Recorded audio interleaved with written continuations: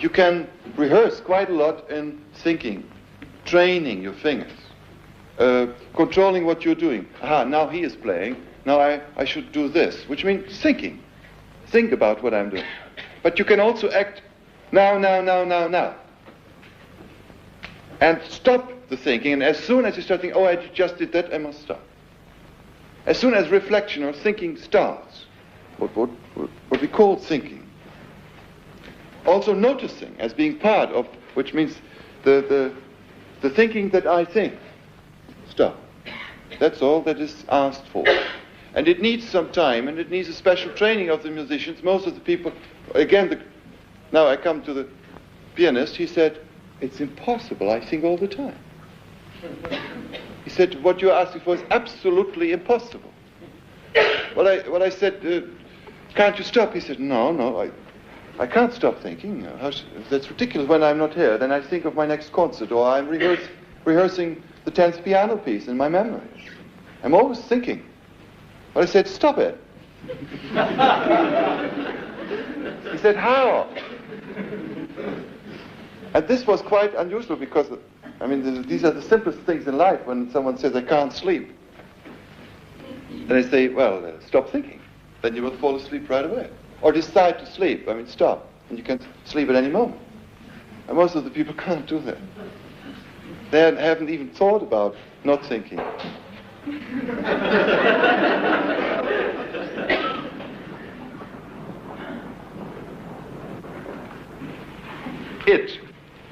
Think nothing. Wait until it is absolutely still within you. When you have attained this, begin to play. As soon as you start to think, stop. And try to reattain the state of non-thinking, then continue playing. Would someone like to say something? Yes. Why do you say that when you stop thinking, the mind is open to higher centers? Aren't you doing what the surrealists did with automatic painting in the 1920s? Now, they said if you stop thinking, you open the mind to the subconscious, to the unconscious. And you're saying you're open to a higher center. Is this because they were under the influence of psychoanalysis and you are of Eastern philosophy? Well, all I know from my personal experience is that it has nothing to do with psychology, which means not with the subconscious or the unconscious in me, but we know from the results that they certainly must be conditioned by a superconsciousness, by something that comes into the musicians, because there's nothing in the whole history of music, or nothing that we have ever done before, that resembles the slightest bit to all these results that have come out of these texts. So it must be what is usually called the superconsciousness, and not the unconscious or subconsciousness. You said there were similarities between different interpretations of your intuition. Yeah, it's interesting. Can you say a few words about the similarities? Yeah, for example, in it, all the different versions which have been played start with very brief, short actions, sounds, and then one by one you get here and there a longer sound, and as soon as another one starts, it stops again. The longer sound starts, which means sounds are cutting off each other. And in all the versions, it also occurs that the superimposition of sustained sounds increases. You get a musician is doing something, and then another one starts playing a sound or a certain pattern, and then the other one is able to hold it. And then it goes very quick. It is not a very slow transition in all the versions, which I have heard, that then all of a sudden there is a situation arrived where they are obviously taken altogether by something that's in the air, and are completely absorbed by the sound and react instantly without thinking. I mean, they just do it, and then very dense structures come about. And then through these dense structures last as long as there's somewhere one of the musicians plays a sound that goes out of context. Then abruptly, there are long silences. And then they try to catch on, to carry on with what they did before, but it doesn't work, etc. I mean, now I could tell you a little description. That's simply a description about the organism that is developing, no matter in which region, higher or lower regions. One could go even further in saying very distinct things about the layers, the change of registers, for example. Are these texts available in English yet? Yes, I read them in English, yes. Did you ever have any sessions which, in your view, were failures? Which means that we couldn't play at all. No, that was, to your musician's creative sense, was rubbish. Or is there such a thing as rubbish? Absolutely. The first sign for rubbish quality is when what the gentleman just tried to mention, when citations come out. I mean, when free-form material comes out, when it sounds like something, then we feel that's going wrong. Then there is something working, automatic recording in us is spitting out all the garbage and all the recorded stuff automatically, and then we stop. Have you any way of discerning oral rubbish from oral creativity? Yes, I mean, certainly. Certainly. Well, in this intuitive music, it becomes the most obvious which musician has most control over himself. So that's very dangerous now to speak, you know. The musicians reveal themselves very soon if they are very physical, or if the physical and the spiritual are in a certain balance, etc. Musicians are taken away very easily, some musicians, in not listening. That is the general reason for rubbish stuff, which means rubbish is in that sense that they produce dynamic volumes which erode the rest for quite a time, and they don't realize this. So people become very totalitarian, for example, certain situations, and that creates very awful situations in playing together. And then the sounds also become extremely aggressive and destructive.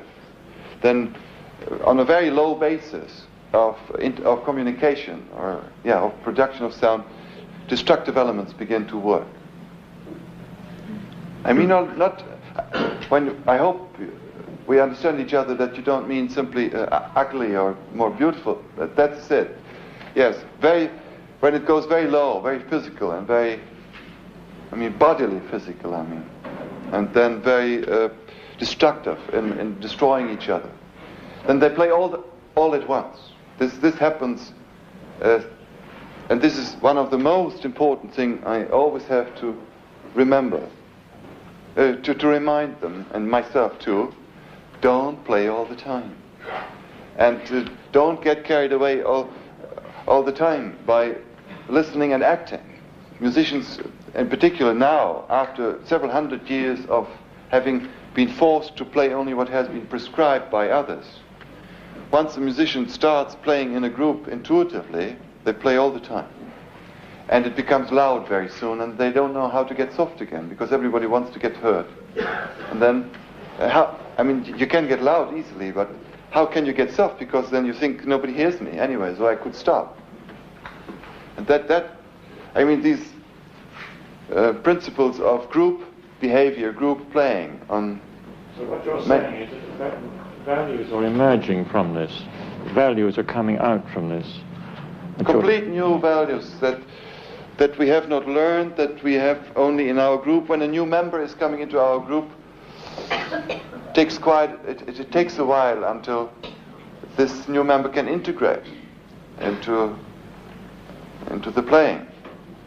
Because of these interactions, there must be a critical number for this group. Right. That's why I always say the mass begins with 7. I mean, the over 7 is certainly very big. It needs incredible personalities who participate in a group playing where the number is larger than 7, let's say 8 or 9. So the best number is 5, 4 or 5. And then with 6, as I say, it needs a lot of self-discipline to shut up for quite a while during the performance and to know exactly where the right moment has come, so that also solos and duos and trios occur and not only quintets all the time when there are 5 players. Has this been tried, though, with a group that's been established for a long time, like a string quartet, for example? No. Do you need musicians? I mean, does the quality of performance have anything to do with their technical ability on their instrument? Yes and no. For example, when you play with dilettantes, then intuition can't work well. That's what I have experienced. Because the tools, the instrument, the body is not trained, which means they become dependent on their bodies. They want always more than what they can do. And then it becomes rubbish again. Yes, the best is, in such a situation, if you have someone who doesn't need to think twice about any technical thing, what you see, who is completely master of the instrument. How about with the tam-tam? Is that... Yeah, but that's what I mean. Who has lived with the tam-tam for a long time. I don't mean master that he can play all the Liszt etudes. That is even very difficult to play with such a person, because he can't get out of the system anymore. Almost impossible. Except if someone really concentrates on getting away from all these pre-established techniques. What I mean is that he really becomes one with his instrument and knows where to touch and what to do in order to make it resonate, so that the inner vibrations that occur in the player can immediately be transmitted into outer vibrations in the matter of the instrument, can be transformed into acoustical vibrations. That is the whole secret, actually. The shortest way. You're in a group about to react to a text. You think nothing. How then do you make an action to make a sound? And, do you classify awareness as a form of thinking, or is it separate? The thinking is, well, I know I do this, he does that. This recognition, this act of thinking, that is what I call thinking. So how would you classify? Even well, what do you mean awareness? You mean that I'm aware I'm sitting here and playing? No, also not. Just playing. Are you aware of the other sounds? Which, obviously there was some... Yeah, all the time, naturally. You are the sound. So you separate awareness from thinking? You are the sound. Yes, thinking as a mental process, which is pre-planning, remembering, recording, calculating, all these different activities that the mental yes, I understand that. For example, we can decide, I have pieces where it says, now, think, make a plan, imagine the next event and then play it exactly according to your imagination. Then you first think a musical event, think it out, and then you play it. But you are reacting to each other, are you? And that's what I mean by awareness. Well, to what is in the air, actually. That's what we are reacting to. Or acting on. There's no reaction. We are acting on the sound that's in the air. In your theatre piece, Oben und Unten, you asked the performers, before they rehearse or play the piece, first to play Kurzwellen, and for the actors to hear it. To hear it. Play. Yeah. To hear it. Why is this? Well, I thought that would be the best training and stimulation. In Kurzwellen, the players have to react to something that is completely unforeseen, that comes out of the radio. They have immediately to respond to this material that comes out of the radio. And in that theater piece, I expect that the musicians also react immediately to the spontaneous verbal material that comes out of the speakers, of the man, the woman, and the child. And I expect also that the man, the woman, and the child say something intuitively that comes out of the sounds that the musicians produce. And in order to train this, the best is if you sit in front of the radio and react to this, and do whatever comes while you are listening to the radio, because there you cannot cheat yourself. Yes. You said that you call your music intuitive because improvisation is always related to a system, style, to a pattern. Yeah. What about improvisation as, for instance, that of the Globocar group? Well, he calls it improvisation. I wouldn't recommend to call it. What would you then call it? Intuitive? Yes, I would say so. You think that Globocar would call it except that now we come either, what do you want to talk about, intention or analysis? No, I would like to know exactly where you draw the difference between improvisation and intuitive. What you call improvisation and what you call intuitive. Well, in the intuitive music I try to get away from anything that is musically as established as still style. And in music that we improvise, that someone improvises, there is always some element, a basic element, a rhythm, or it has been in history, or harmony, on which you base the improvisation on. So in the Globocar group, for example, though they intend to play out of nothing, have nothing that is written or even no agreements, it is very obvious that the percussion player in this group every once in a while starts playing tabla rhythms which have occurred in Indian music. He has studied tabla once with an Indian percussion player, and it comes out automatically, these stylistic elements. So there is no pre-established style of the whole music, but certain stylistic elements come into the music. And I would try to avoid them, and to draw completely on intuition and try to avoid any stylistic elements. The same is true for Portal, the clarinet player. Whenever they come into rage, as I say, when they are heated up, he starts playing typical free jazz melodies and configurations that he has played for years, being a free jazz player. But there are certain idioms that come from the group that he played with, and in general from the free jazz tradition that he stems from. And then there you are in that style. So they don't intend style, but they have not eliminated these. The pattern or system is part of the definition of improvisation. Well, it has been historically. No, it should be, it will always be, or it has just been. No, it depends on us. If we call what I do improvisation, then we must say, be careful. The term improvisation now is very broad and it is no longer related to any agreements. If you like to do that, I prefer to use new words in such a case. I say, let's keep it that way. The Baroque music, the Indian music, the Balinese, no, not Balinese. Some of the African music, let's say music from Mozambique, is improvised music. And let's call this improvisation, and that's it. And free jazz, because the word jazz indicates they want a certain style. They want something that is limited what they are doing. What I heard on your tape was Western classical music. Pardon? What I heard on your tape was Western classical music. Aha. Western classical music. Yes. I could tell that it wasn't played by people with... I could tell that their previous discipline was in classical music. So well, what do you mean by classical? Then I'm completely thrown off, because for me classical music is something that has been composed. It has certain characteristics of rhythm, of harmony, of melody, of form, and I don't find any in this of our classical music. I could tell by the gestures that they were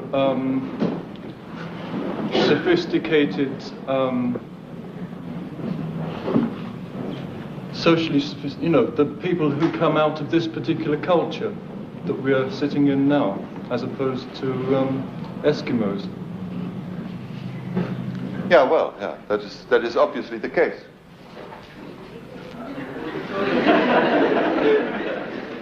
What shall I say? I mean, I can't... So in that way, it is still improvised music because it is narrowed by that. Well, yes, I mean, I can't help it, yes.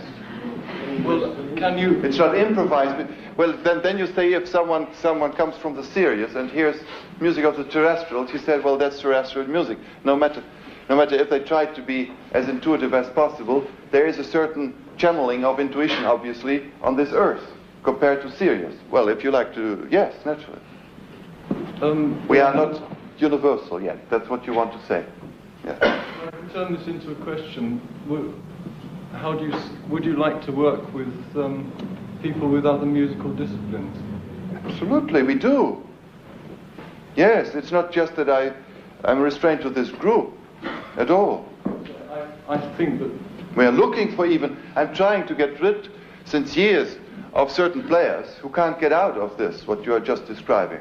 I see the limits are too large. We have gone to up to certain limits and now it's finished. I see they can't further develop. Their possibilities seem to have come to an end because they are also not working on their personality. I see they are basically limited. So I'm looking for others. Yes, badly. This is the way of finding one's true inner culture, musically. This way you make your group for intuitive music. Yeah, it's hard to speak about all this. It means basically to make contact, what always has been called the intuition. Only in traditional music we said the composer has a short moment of intuition, and let's say he is going in a tram or going on a walk, and then he lives on that for the next 4 weeks in working out what the so-called idea or that vision, that sound vision. And it was like a flashlight, like in the night, or like a lightning. And all I'm saying now is I try to find a technique for myself as a composer and interpreter and for other musicians who work with me to extend these moments of the lightning, of the intuitive moment, consciously. To find a technique that when I want to start working, that it starts. And that I'm not a complete victim and have to wait until it comes, as we say. And it mostly came in the wrong moments, when I had no time or someone wants to talk to me, etc.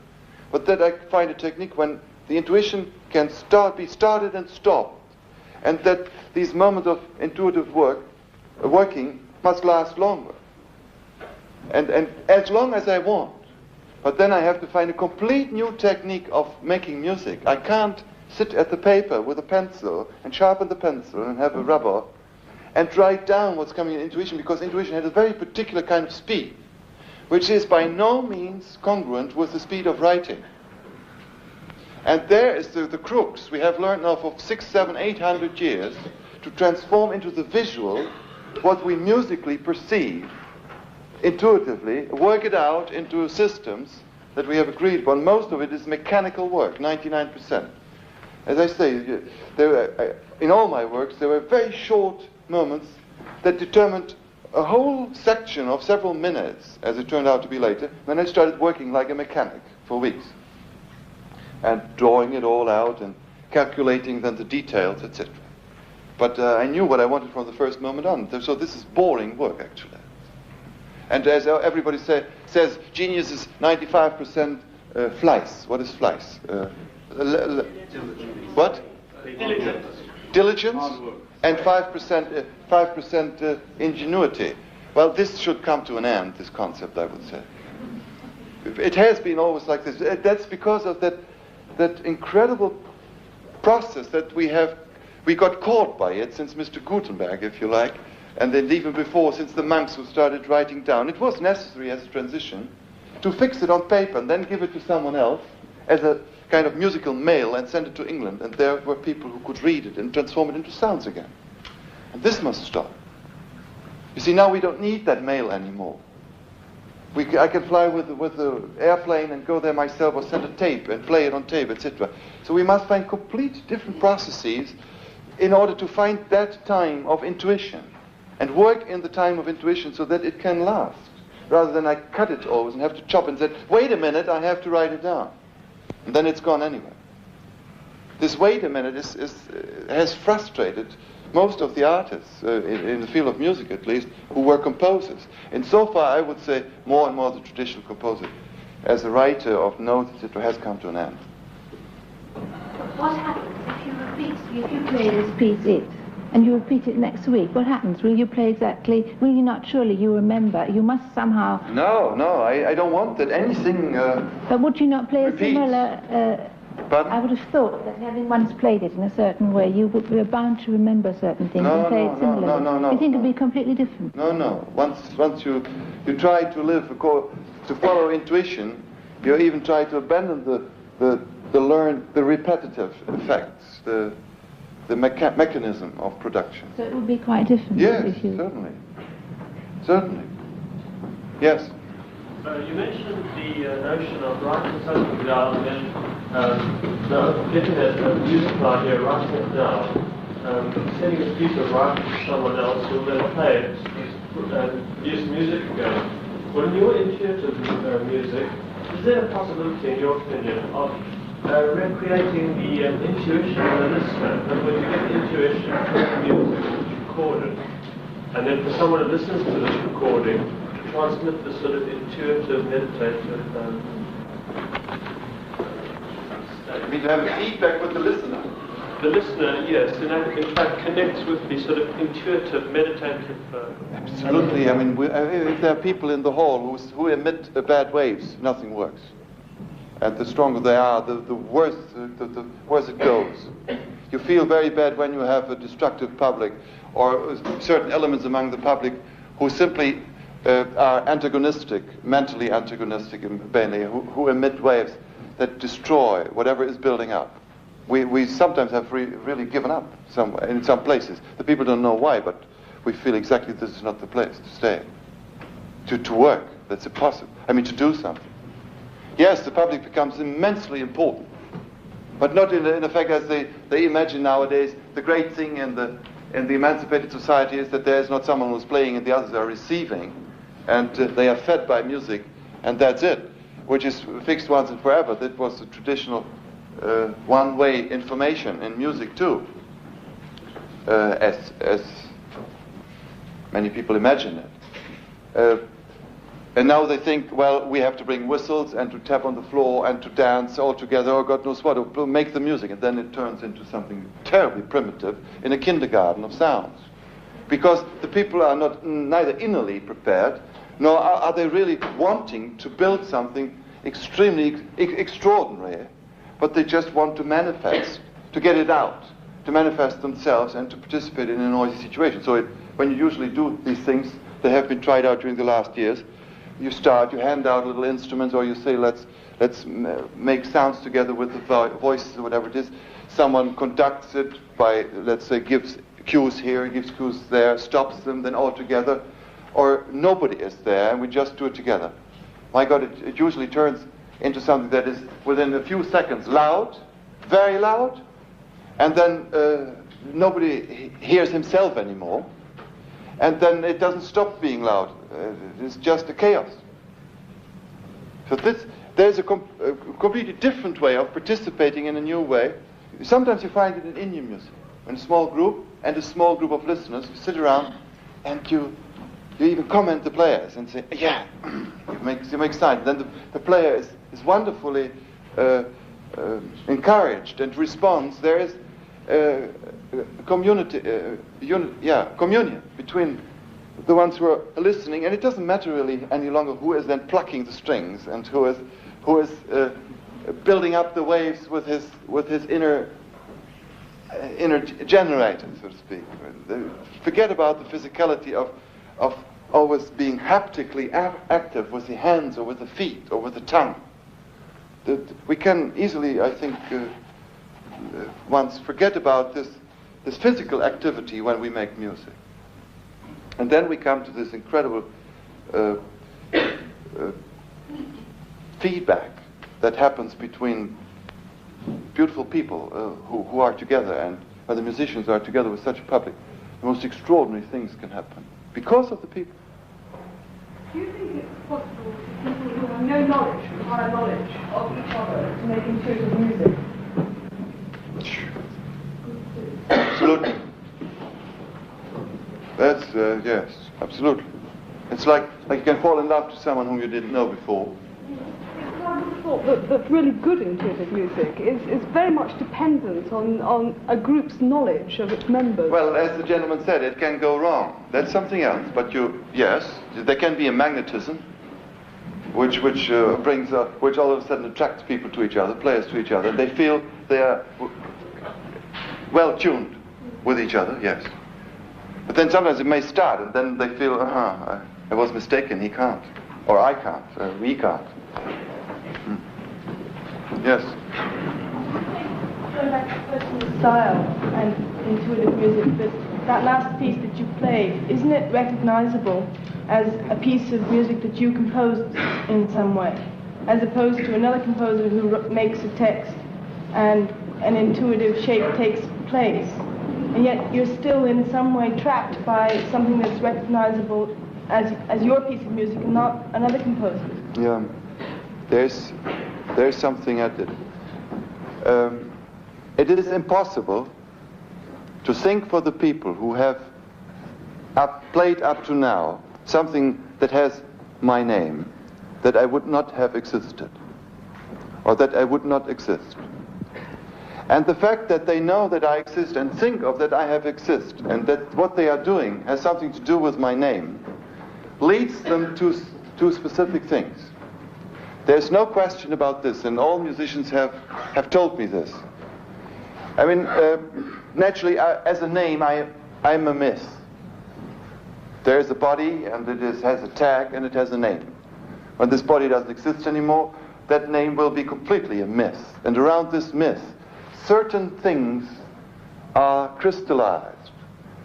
That from the saying, what he said, what he would have done, it has already transformed into the many minds who have made themselves a picture out of me, of that myth. The myth, what I call a myth. And that myth creates something. So, but I'm a myth of myself, to me too, which means I'm not interested in that particular body or in my biography at all, because it is one out of many, and most of the others are more interesting than mine, actually. And also not in the name, really. The name stands for something that manifests through me. That's all I know. And whenever I do something, certain things must be right, the way I think that they should be right. So there is that certain integrity that manifests through me, that I want. It must be something that I can completely identify with. And the musicians who have worked with me, or even when they read a score or an article of me, they feel some of this. And they are striving to get that. Even if I would say, just play. I have played it, and not Mr. Boulez has said it. And that makes quite a difference. So with that myth, something has come into this world and will remain for some time, as long as people have that myth, or are possessed by that spirit. It is a spiritual force that manifests through one human being and affects many others. And that creates a world in the world. There's no question about this. So no matter how free, as we say, in quotation marks, the instructions are, people say, it sounds like your music. But yes. Because all the works I have composed before are in it, too.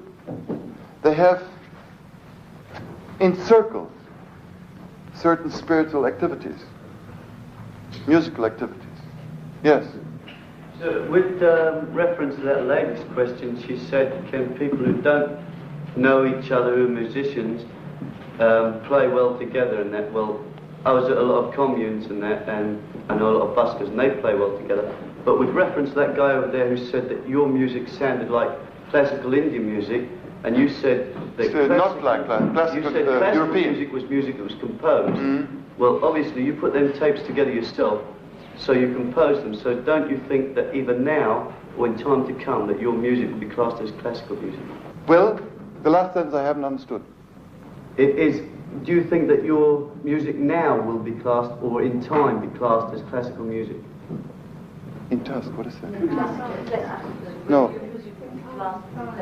Will in time, and then the verb. What is that class? Aha! Oh, I see. Will be classed as classical music.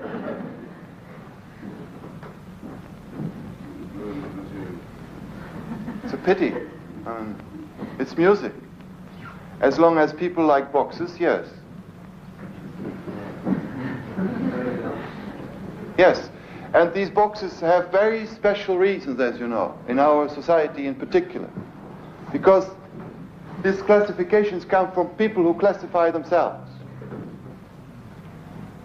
I say this also for people who classify themselves into the realm of pop. Certainly. There are also people who like classification, or jazz, or whatever it is. It's very difficult for people to get out of that class that they wish to belong to. Because they are all fighting against classes that are opposed, as they say, by the system. That's ridiculous. I belong to what I want to belong. So a free man doesn't belong to any class or to the class he wants to belong to. Another man says, I am in the class, etc., in that particular class. Or I don't like classical, or I like classical. Then he puts himself, or just using classical as a tag. It has economical reasons, social reasons. Classical people want to be in classical societies, a classical class, and classical environment, have a classical car, classical dress, a classical, yeah, it has a lot to do with each other. So with your music, have you tried to make your own class for yourself, or?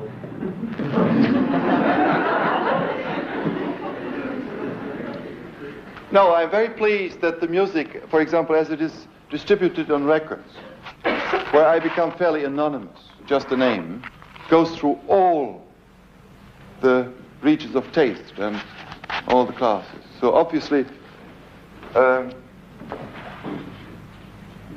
have been very lucky in some way, be that my records are bought by pop fans and by people who like the classical music and people who like modern music and people who like oriental music, etc.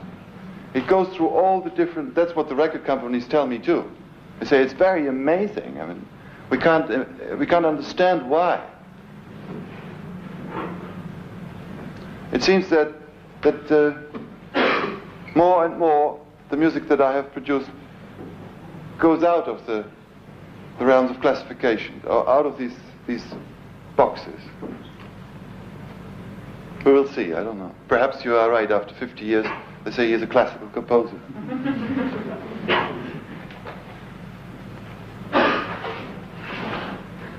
I try to specify a little bit, two questions we've heard tonight. With special reference to the piece S we've also heard. When we say we don't think, therefore the motivation for the sound is purely intuitive, what do you think would happen if you gave this music and this idea to people from another country, another culture, who had no contact not only with your music but with the Western avant-garde tradition, but who had very trained minds and were able to do this, to be able to say, well, not even a musician, just say a man, but say a musician, but a man who has a very high training, but nevertheless is not aware of the kind of sound you make. And what do you think is going to happen in this situation? Have you ever tried it? Have you ever?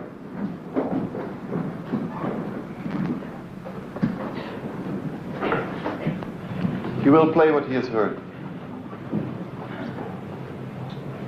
Which means it needs a very specific point in a tradition where musicians are able to step out of their whole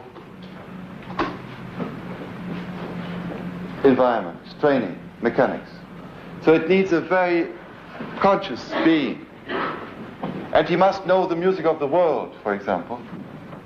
He must be already a worldwide informed mind who has traveled, let's say, all the countries or heard records of all the other cultures in order to avoid this. To play specifically that piece, for instance, yes, because you have yourself made it knowing what you're thinking yourself. Would you say that for a musician to be able to play a piece like that, yes, it's important I mean, what I could imagine that he should know your music and your stuff well enough before he should play, so that someone who doesn't. No. Not so. No. That's not at all. No, that is not necessarily needed, but we could try it. What I can hear inside of me is that if I say don't think anything and then start playing, then I think he would just try out the strings of his instrument and stop all the time. I don't know it really. We have to try. But I think in order to avoid all the style elements, the brain functions as a filter. You see, when he is thinking, even during the piece, don't think. And when you have attained the state of non-thinking, start playing. The moment he starts thinking, he can think as long as he likes. And that's what we do while we are playing this. So we listen to each other and think, oh, what funny stuff he is playing. And then what is he doing? And so now I stop. Try to get that state again, and then I start again. Try to start again. Which means thinking is not excluded. It's always there when you are not playing in that piece. That's all that's said, which means thinking as a filtering. You can be very critical while you are thinking during this piece about what the others are doing. And that filters quite a lot out of how you condition your whole playing that is coming when you stop that thinking process. I have great confidence for that kind of piece because I feel that if all of us can stop our thinking and stop our emotion, the things that we're conditioned by everything that's going on around us, and just achieve a complete quiet in ourselves, that in fact what will come and what is there is the same with everyone, and the problem is to remove the conditions of the the television and the newspapers and the advertisements and all that, so that if you took a piece like S to its end,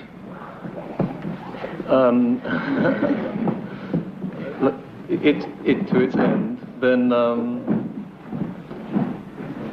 perhaps one could say that a piece like that should sound the same, no matter who is playing it, if the person has the right mind, no matter where it's heard. Yes. And so I wonder if, because the performance that we heard is recognizably, the Stockhausen musicians, whether or not you feel that you haven't completely performed that work as it's written. I mean, I like the performance very much, as a performance of a Stockhausen piece, but I think it's a very special piece amongst those pieces, where the possibility is that the sound should not be recognizable of anything, because it should be the same wherever it's played, anywhere, with any musician, no matter what his culture, no matter what his background. Well, give us a chance. You see, it's just 4 years in the history of music that something like this has ever occurred or has ever been considered. Well, I understand that very well. But I was wondering if you thought of that as a possibility. And none of the musicians that have participated in this sort of music has drastically changed his life yet. That is the pity. I mean, really drastically changed his life. They are all continuing as they lived and worked before, to a great deal. They have changed a little, all of them, more or less, according to the personalities. Some of them more, some of them less. They have all changed to a certain degree. Now, give it time. Give it a long time. Not just to that generation, but what's coming. Yes, I have great confidence in what's coming out of it, yes. These are germs.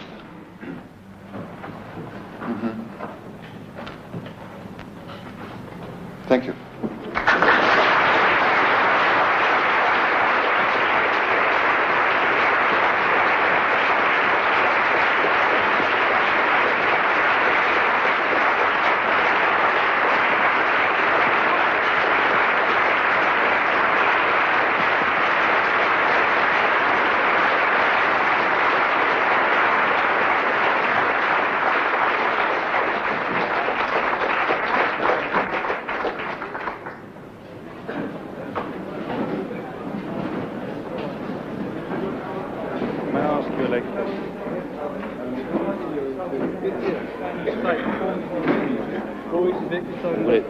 Modern dance. Because dance depends on music still. Same. You can try the same in dance. Can you relate the dances directly to the intuitive process of the music? I think so. Yes, I think so. Without any trouble. No, you will have all the trouble to get the mechanical movements out of the body which you have learned, so that it doesn't always look like a certain style. That is the problem. You have learned now a lot of things, and now it must be possible that the instantaneous action within the body can happen without that you immediately fall into a pattern of movement which you have learned before. It needs a process of freeing the dancers now from pre-established patterns. And one must be very dangerous, that's the same what this man said, that it doesn't become a new kind of expressionistic emotional dance, where you try to express the psychological processes that are going on within you. But most dancers come with recorded music. You see, such people must become extremely... what is the opposite of egocentric? Non-egocentric. Extrovert. Pardon? Yes. Because otherwise you always play yourself. And what's in this self is nothing but a big bag filled with stored information and material. I always say people then start vomiting musically. That's when they are completely closed within themselves. Closed system. They just produce themselves. What they are. What are we? Just storage of information. But when you can become like what I call a radio receiver, and just a transmitter, then you are not interested in yourself at all. There's nothing to express, really. And you become very careful in detecting what is self-expression and what is expression of something that comes in you. That is amazing yourself, where you are constantly in a state of surprise, amazed. You are amazed at something, what happens to you. You are not satisfied in expressing yourself, but you are very amazed about what happens with you and to you. And when this state is arrived, even in short moments, then you will be quite astonished what happens through your body. Then you become a medium.